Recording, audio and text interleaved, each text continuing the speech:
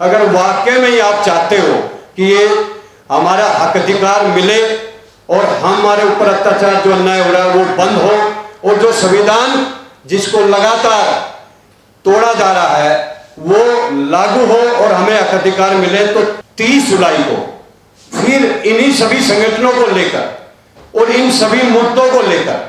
फिर से constitution club में एक प्रोग्राम का सेमिनार का आयोजन किया जा रहा। उसमें भी मैं देश के सभी सांसदों से, मंत्रियों से, बहुसंख्य समाज के, डायमंड वर्ग के सभी 90% क्रांतिकारी लोगों से आह्वान करता हूं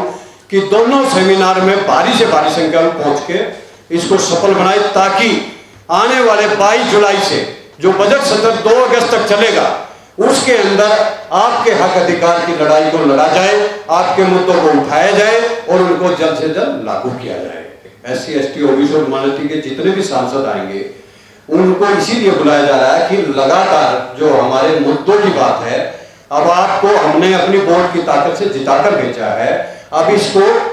इस संसद के सत्र में उठाकर कामयाब करने का काम करें। क्योंकि मैं प्रेस के साथियों को बताना चाहता हूं, देखिए इतिहास में 76 साल आजादी के बाद पहली बार एक ऐसा चुनाव लोकसभा का हुआ है, चुनाव बहुत देखे होंगे आपने, जो चुनाव डायमंड वर्ग के मुद्दों पर लड़ा गया, बिल्कुल पेवर मुद्दों पर लड़ा गया, और उन पार्टियों ने भी उन मुद्दों को उठाया जिन पार्टियों का इस देश पर शासन रहा। मैं उनको भी धन्यवाद देता हूं जिन्होंने अपनी गलती सामाजिक न्याय सम्मेलन में भी माना कि हमारी पार्टी की कुछ ना कुछ कमियां रही हैं, लेकिन उन्होंने कमियों को दूर करके और आपके हक अधिकार की लड़ाई को माननीय राहुल गांधी ने सामाजिक न्याय सम्मेलन में इन मुद्दों को उठाया है। और ये चुनाव पूरा जातिगत जनगणना की बात हो, प्राइवेट सेक्टर में आरक्षण की बात हो, लेटर एंट्री की बात हो, क्रिमिनल की बात हो, इंटू व्यवस्था, रोस्टर, सभी मुद्दों पर ये चुनाव लड़ा गया है। अब बारी है कि जनता डायमंड वर्ग रोड पर लड़ाई लड़े, और जिन्होंने लोकसभा चुनाव में हमारी वोट की ताकत से जीत कर हमारे मुद्दों से लोकसभा में बैठे हुए हैं, वो हमारे मुद्दों को लोकसभा में उठाए, हम रोड पर उठाएंगे, ताकि जल्द से जल्द ये जातीयगत जनगणना होकर न्यायपालिका, राजनीतिक कार्यपालिका और प्राइवेट सेक्टर में हमारी 90% हिस्सेदारी मिल सके, ताकि हम देश को और डायमंड वर्ग को मजबूत कर सके। क्योंकि 76 साल में आज चाहे न्यायपालिका हो, कार्यपालिका हो, प्राइवेट सेक्टर हो, आज 90% लोग, 10% लोग कुर्सियों पर बैठे हुए, जो 10% सामंतवादी लोग हैं वो आज 90% कुर्सियों पर कब्जा जमा बैठे हैं। तो इसलिए ये जातीयगत जनगणना नहीं कराते, क्योंकि इनकी पोल खुल जाएगी। लेकिन बिहार की सरकार ने एक ऐसा सराहनीय कदम उठाया है और उसकी गूंज आज पूरे भारत में जातीयगत जनगणना की मांग उठ रही है। और माननीय विपक्ष के नेता जो आज इतने मजबूत हो चुके हैं, और जो तानाशाह 10 साल से हमारा अधिकार छीन रहा था, जो कहता था देश नहीं बिकने दूंगा, उसने सबसे पहले देश को ही बेचने का काम किया। गेल बेल रेल हवाई अड्डा, बस अड्डा, कोई ऐसा डिपार्टमेंट नहीं छोड़ा जो आरक्षण बाबा साहब ने, जो VP मंडल ने OBC को दिया था, क्योंकि उस पर इनकी नजर है। कैसे ये लोग उस आरक्षण के लाभ से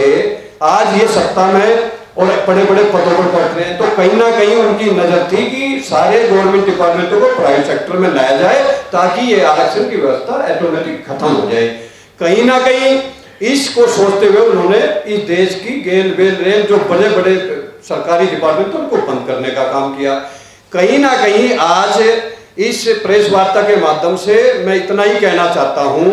विपक्ष से भी कि आप लोकसभा में जिन मुद्दों पर लड़कर यहाँ आए हो उनको उठाइए, और विदा पीपल पैगाम, संविधान बचाओ संघर्ष समिति और अखिल भारतीय आंदोलन समाज, तमाम संगठनों को लेकर हम रोड पर उतरकर आपको मजबूत करने का काम करें, ताकि जल्द से जल्द डायमंड वर्ग के हक अधिकार मिल सके और ये संविधान देश में ईमानदारी से लागू हो सके और सबको इसका हक मिल सके। और OBC एक ऐसा वर्ग है जो देश में 60 करोड़ से भी ज्यादा है, जो हर दूसरा व्यक्ति OBC है, और सबसे ज्यादा 76 साल में किसी का हक छीना तो वो OBC का छीना। अब भाई ने नीट की बात करी, नीट में 2017 से 2022 के अंदर 11,500 सीटें नीट के अंदर हमारा आरक्षण नहीं मिलने की वजह से हमारे डॉक्टर नहीं बन पाए। और अब आप देखिए उसी नीट के अंदर कैसे एक ऐसी धांधली हो रही है। 10 साल में जितने भी टेस्ट हुए, जितने भी नौकरियों के हुए, जितने भी किसी भी क्षेत्र में हुए, सब में धांधलीबाजी हुई।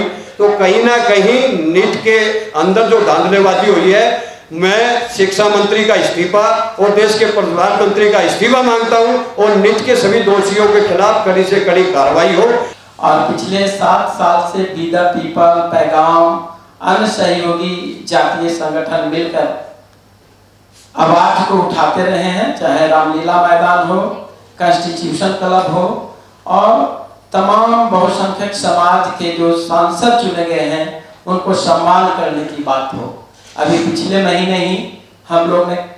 ली मेरिडियन में, मैं क्षमा चाहता हूँ, ली मेरिडियन में सांसद सम्मान समारोह में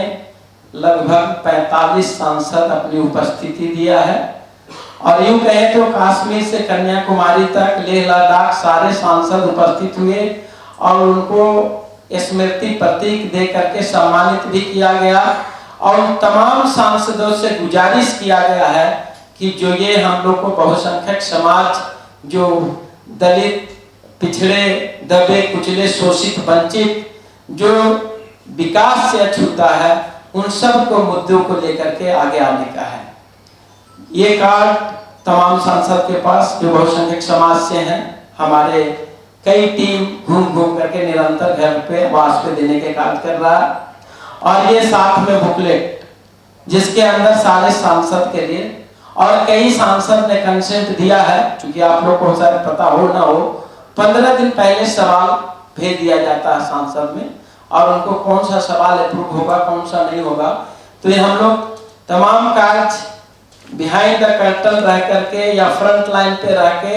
हम लोग करते आ रहे हैं। और जाति जनगणना की जो बिहार में हुई उसमें हम लोग का काफी रोल रहा है। नवोदय विद्यालय में एडमिशन शुरू हो गया ओबीसी के लिए, उन सब में भी हम लोग का भूमिका रहा है। क्रीमी लेयर आरक्षण की बात हम लोग करते हैं। आरक्षण में एक शब्द आरक्षण आता है, लेकिन उसमें अनेक हथकंडे अपनाए जाते हैं हमारे बहुसंख्यक समाज के बच्चे को रोकने के लिए। उसमें क्रीमी लेयर है या एनएफएस, जो भी हमारे दोनों शिक्षाविद बोल रहे थे, नोट फाउंड सुटेबल करके उसको बैकलॉग बना करके फिर जनरल कैटेगरी में कन्वर्ट कर दिया जाता है। ये तमाम मुद्दे के ऊपर हम लोग पिछले 5-6 साल से कार्य कर रहे हैं। एक हम लोग ने नया, इस बार नया नहीं कर सकते, जो बाबा साहब ने जाति तोड़ों की बात की है, उसको हमने नेशन बिल्डर के नाम से आरक्षण जितने भी जो जनरल कैटेगरी में जा रहा, उसको नेशन बिल्डर कैटेगरी, यानी हम दूसरे शब्द में कहें तो जाति तोड़ों के अंतर्गत वो आता है। अंतरजातीय विवाह करने की बात करते हैं और आरक्षण का लाभ उस आदमी को मिले जो अंतरजातीय विवाह, जैसे एससी और एसटी, ओबीसी, माइनॉरिटी, कोई भी हो, जाति खत्म तभी होगी। बातें तो बड़े बड़े संसद में होता है, लेकिन सारे पॉलिटिशियन अपने अपने क्षेत्र में, अपने समाज बहुल क्षेत्र में ऊंची समाज के लोगों को टिकट देते हैं और पीछे पीछे घुमाते रहते हैं। तो जाति भी तभी टूटेगी, बाबा साहब का सपना तभी साकार होगा जब अंतरजातीय विवाह संपन्न कराना शुरू हो जाएगा। ये ब्राह्मणवादी के बातों को खत्म करके, जैसे महात्मा फूले ने शिक्षा महिलाओं को देने की से क्या, हम लोग तो इतने पॉपुलेशन हो गए, पहले तो यही कहते थे ना कि महिला शिक्षा ले लेंगी तो पता नहीं क्या हो जाएगा, प्लेग फैलेगा, महामारी फैलेगा या कुछ हो जाएगा। लेकिन आज तो सब कुछ नहीं हो रहा, हमारे माताएं पढ़ करके देश दुनिया भी चला रही हैं। तो हम लोग नेशन बिल्डर, जिसके अंदर आरक्षण का प्रावधान करने की बात हम लोग ने सारे सांसद को समझाने की बात की है कि नेशन बिल्डर में अगर कोई व्यक्ति एससी का बच्चा अगर ओबीसी में शादी करता है या ओबीसी का बच्चा एससी में शादी करता है, मेल फीमेल जो भी शादी दो ही में होने हैं, तो उनको हम लोग आरक्षण में वेटेज देंगे। और उसके कड़ी के लिए हम लोग जब कॉन्स्टिट्यूशन क्लब में इकट्ठा होंगे तो विस्तृत जानकारी नेशन बिल्डर पे मिलेगा, आरक्षण के क्रीमी लेयर पे मिलेगा, जो उसके टूल्स है, जो हम लोग की लड़ाई जो कमजोर करने का, जिसको सर से धड़ अलग करने की बात की जाती है। जैसे हम ही लोग में मात्र बिहार की जाति जनगणना हुई है, उसमें 1% आदमी संसाधन से लैस हैं, जो ओबीसी SC ST की बात जो करते हैं।